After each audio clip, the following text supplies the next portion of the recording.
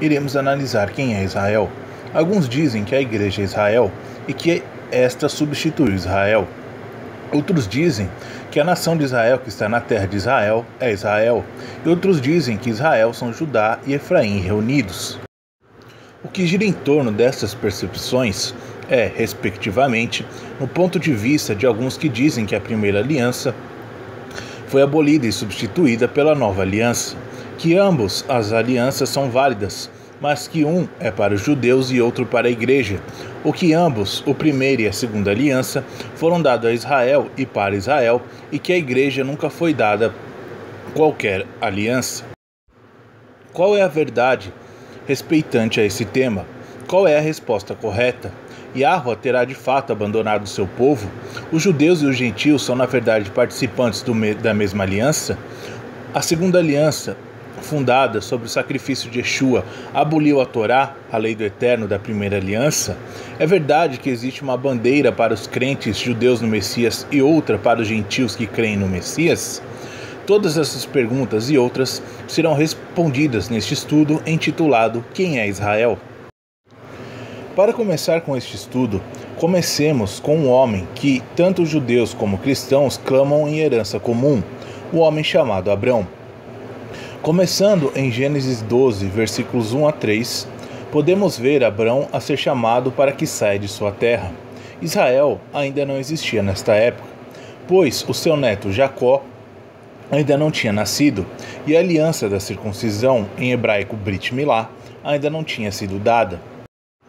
Então Abrão era alguém que falava hebraico, um gentio incircunciso, um homem das nações, chamado pelo Eterno para ser uma pessoa separada daqueles que o rodeavam, chamado para fora para se tornar o pai da nação, como lemos em Gênesis 12, versículos 1 a 3. Ora, o Eterno disse a Abraão: sai-te da tua terra e da tua parentela e da casa do teu pai, para a terra que te mostrarei. E farei de ti uma grande nação, e abençoar-te-ei e engrandecerei o teu nome, e tu serás uma bênção. E abençoarei os que te abençoarem, e amaldiçoarei os que te amaldiçoarem, e em ti serão benditas todas as famílias da terra. Então Abrão aceita o chamado, e juntamente com sua esposa, com seu sobrinho Ló, e com todos os seus servos e posses, sai da sua terra em direção à terra de Canaã, tal como o Eterno lhe instruíra. E em Gênesis 12, 7, o Eterno diz a Abrão: e apareceu Yahweh a Abrão e disse: a tua descendência darei esta terra, e edificou ali um altar ao Eterno, que lhe aparecera.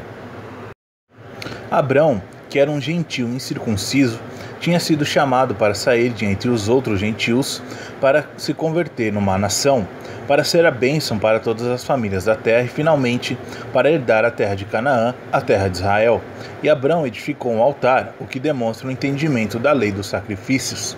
Esse entendimento é revelado mais adiante em Gênesis 14, 18 a 20, quando Abrão se encontra com Melquisedeque, quando este lhe deu pão e vinho, e Abraão dá a Melquisedeque os dízimos de tudo, como está escrito: e Melquisedeque, rei de Salém, trouxe pão e vinho, e era este sacerdote do Deus Altíssimo, e abençoou e disse: bendito seja Abrão pelo Deus Altíssimo, o possuidor dos céus e da terra, e bendito seja o Deus Altíssimo que entregou os teus inimigos nas tuas mãos, e Abraão deu-lhe o dízimo de tudo. Então Abrão, um gentio incircunciso, sabia como edificar um altar para os sacrifícios ao Eterno e reconheceu em Melquisedeque o sacerdote do Eterno. Abrão compreendia o simbolismo do pão e do vinho e também a lei do dízimo, ou seja, todas as coisas que tradicionalmente descrevem os costumes e religião judaica, mas praticados por Abraão, um incircunciso, alguém que falava hebraico e era gentil. De onde Abrão obteve esse conhecimento, a maioria não compreende, mas Shem, filho de Noé, que tinha 100 anos antes do dilúvio e que viveu mais 500 anos depois do dilúvio, não morreu até que Abrão tinha 80 anos de idade. Shem, que em hebraico significa nome, foi aquele que foi achado fiel para preservar o nome do Eterno e o conhecimento da fé que foi dada a Adão e passado a Abel, Sete e Noé. Este conhecimento foi dado por sua vez a Abrão, Jó e Melquisedeque, que ao que tudo indica foram contemporâneos entre si. Por esta razão, Abrão sabia e conhecia a forma de edificar um altar, sabia quais eram os animais limpos como também Noé, Gênesis 7:2, para o sacrifício aceitável, como também conhecia a ordem sacerdotal sobre os dízimos e tudo o resto sobre a Torá. Como lemos em Gênesis 26, versículos 2 a 5, e apareceu-lhe o Eterno e disse: Não desças ao Egito, habita na terra que eu te disser. Peregrina nesta terra e serei contigo, e te abençoarei, porque a ti e a tua descendência darei todas essas terras, e confirmarei o juramento que tenho jurado a Abraão, teu pai. E multiplicarei a tua descendência como as estrelas dos céus, e darei à tua descendência todas essas terras, e por meio delas serão benditas todas as nações da terra. Porquanto Abraão obedeceu a minha voz, e guardou os meus mandamentos, os meus preceitos, os meus estatutos e as minhas leis.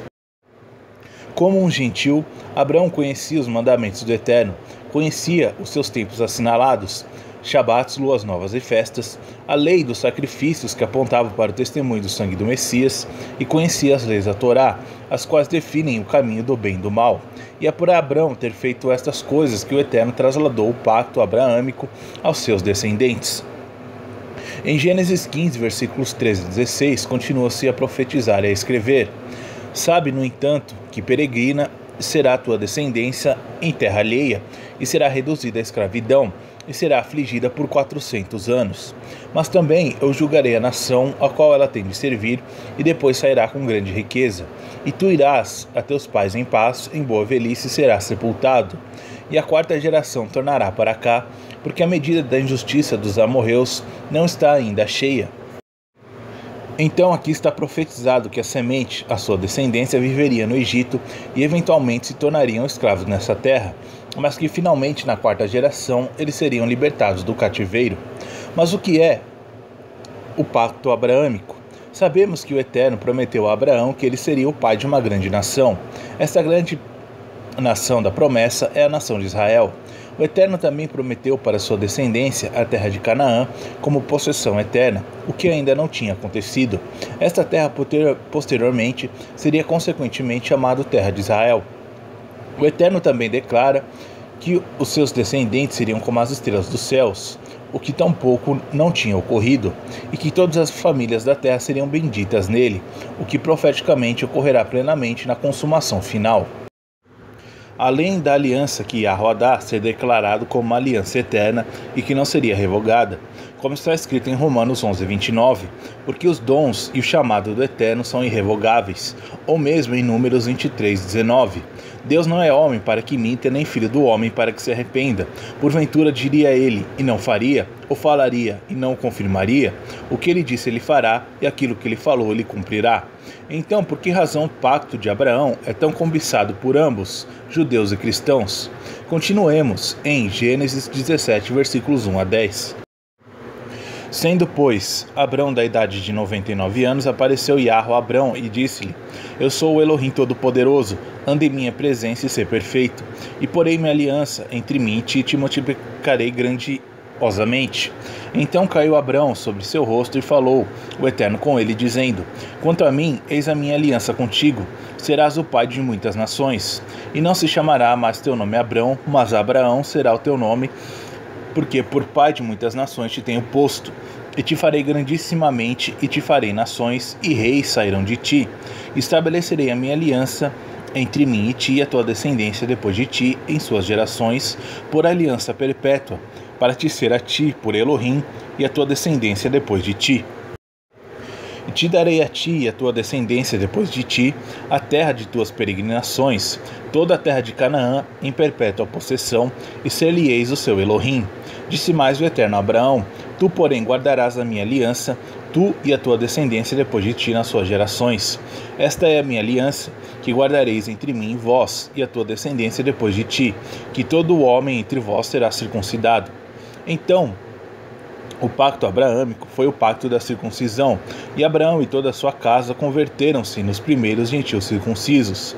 Foi então por meio deste pacto que o Eterno declarou que Abraão não só seria agora uma grande nação, mas também seria pai de muitas nações.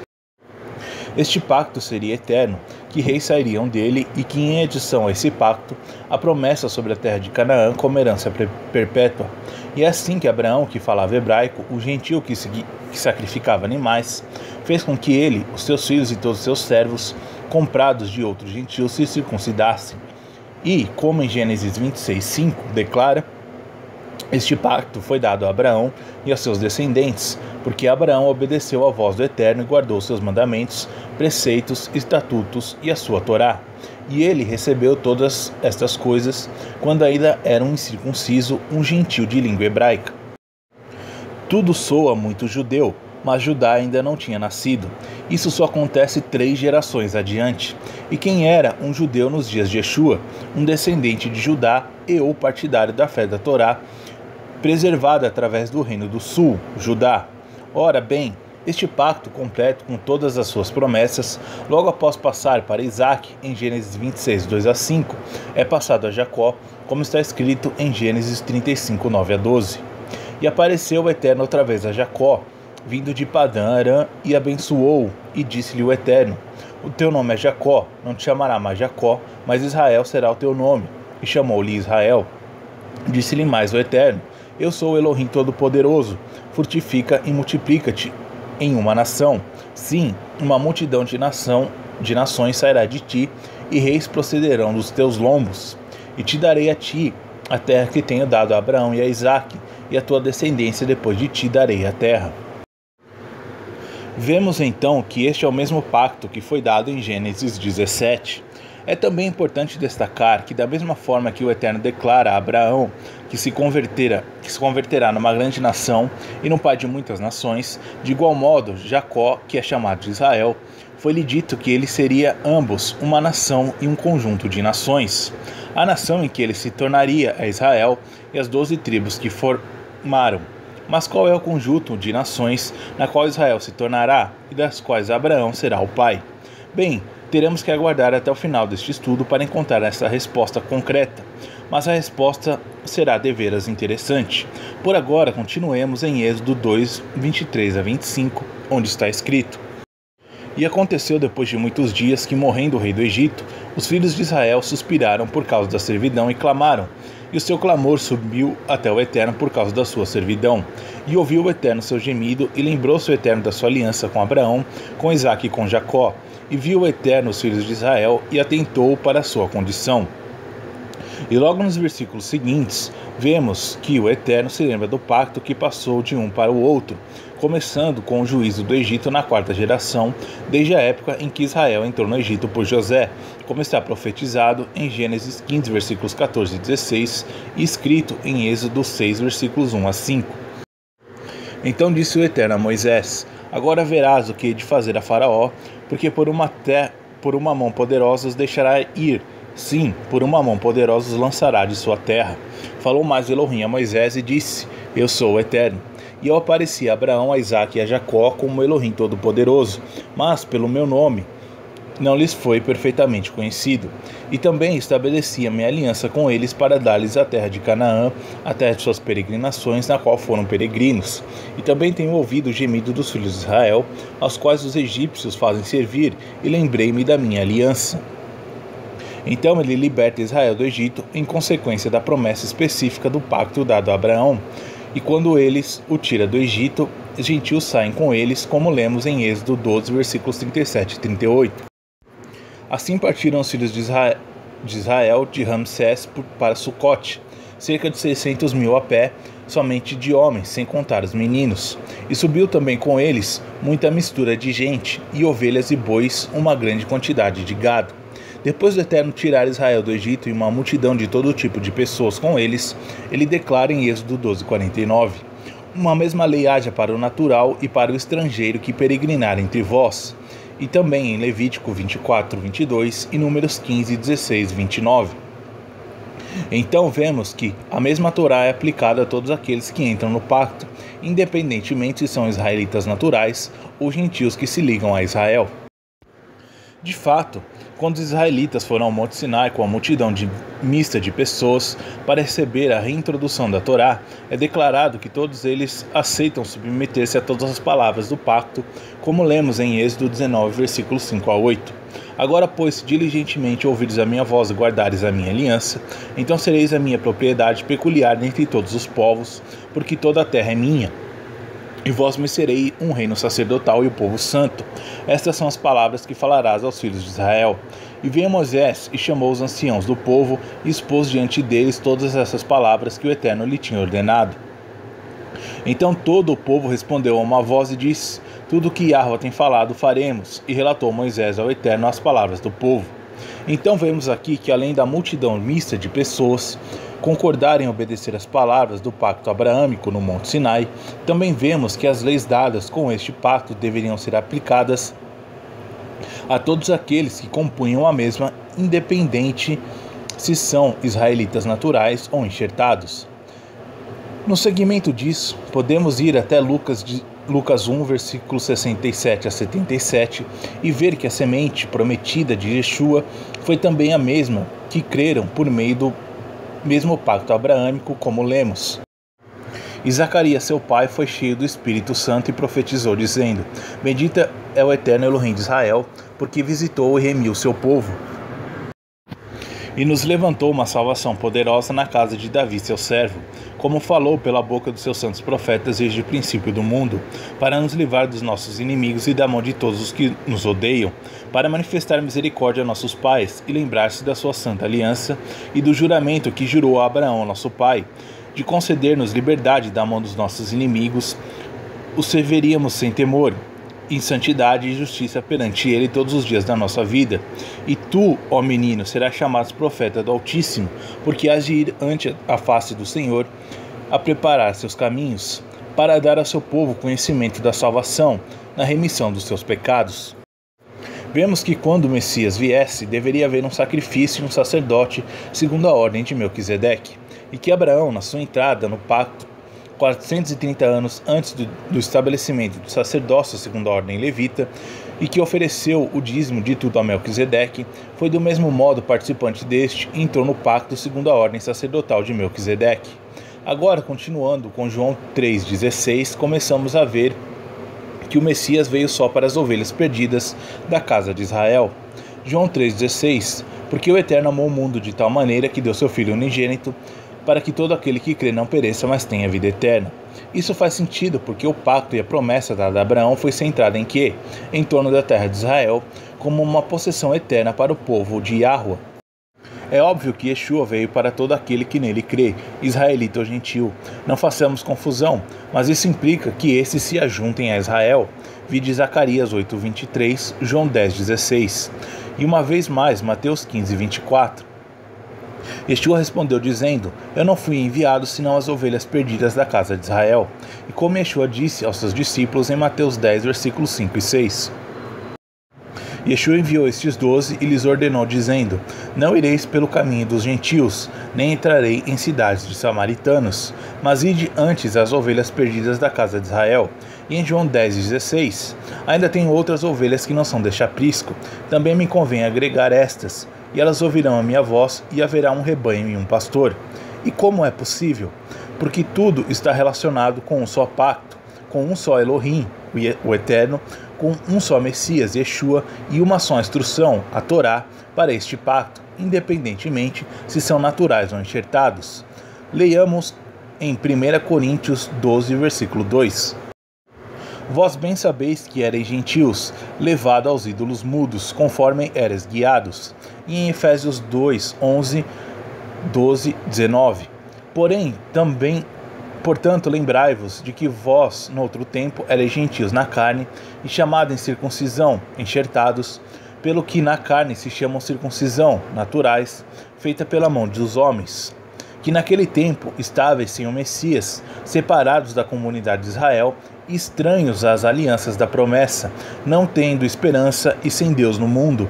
Assim que já não sois estrangeiros nem forasteiros, mas concidadãos dos santos e da família do Eterno.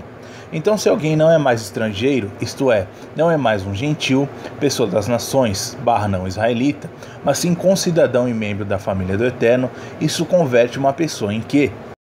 Converte-os em israelitas, enxertados como oliveira brava, zambujeiro, dentro da oliveira cultivada, a natural. Vide Romanos 11, versículos 1 a 24. Como está escrito em Gálatas 3, versículos 26 a 29. Porque todos sois filhos do Eterno pela fé no Messias Yeshua, porque todos quantos fostes batizados no Messias estáis revestidos. Nisto não há judeu nem grego, não há servo nem livre, não há macho nem fêmea, porque todos vós sois um no Messias Yeshua. E se sois do Messias, então sois descendência de Abraão e herdeiros conforme a promessa.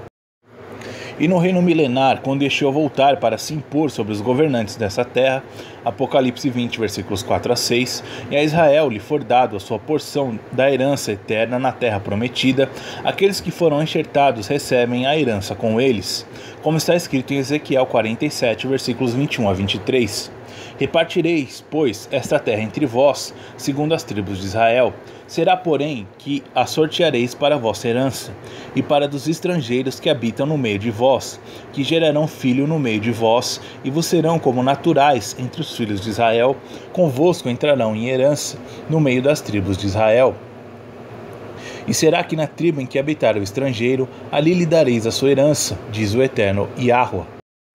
Então, logo após o reino milenar, o milênio, logo que o juízo do grande trono branco seja realizado e o mal for extirpado permanentemente da terra, e a morte e o inferno forem lançados dentro do lago de fogo e enxofre, Apocalipse 20, versículos 7 a 15, e os novos céus e nova terra forem estabelecidos, Apocalipse 21, 1, a nova Jerusalém descerá dos céus, como uma noiva ataviada para o seu marido, Apocalipse 21, versículos 2 e 3. Esta noiva, esta cidade, de igual modo, tem 12 portas, uma porta para cada uma das 12 tribos de Israel, mas vemos que não existe nenhuma porta para os gentios, Apocalipse 21, versículos 9 a 13. Por que razão? Porque a promessa e o pacto foram dados só a Israel e para todos aqueles que se ajuntam a Israel. Não existe uma porta para os gentios, porque as nações fora de Israel não existirão mais. Então, quando é declarado em Apocalipse 21, 24, e as nações dos salvos andarão à sua luz, e os reis da terra trarão para ela a sua glória e honra. Se nos lembrarmos, o Eterno disse a Abraão que ele seria o pai de muitas nações, e Jacó, que foi chamado Israel, que dele sairia um conjunto de nações. Então, quais são as nações que serão salvas? Nenhuma outra além das que pertencem às 12 tribos de Israel, porque cada uma das tribos de Israel desta passagem agora se tornaram numa única nação. E nós, se obedecermos aos mandamentos da Torá e cremos no testemunho de Yeshua como sendo o Filho do Eterno, que morreu para nos perdoar das anteriores violações à Torá, então somos parte de Israel. E como concidadão israelita que és, dizemos-te, bem-vindo à família. Além de um só Deus, um só Messias, uma só fé, um só batismo e uma só lei, temos também apenas um só povo salvo, Israel. Shalom. Salmo 133, versículo 1.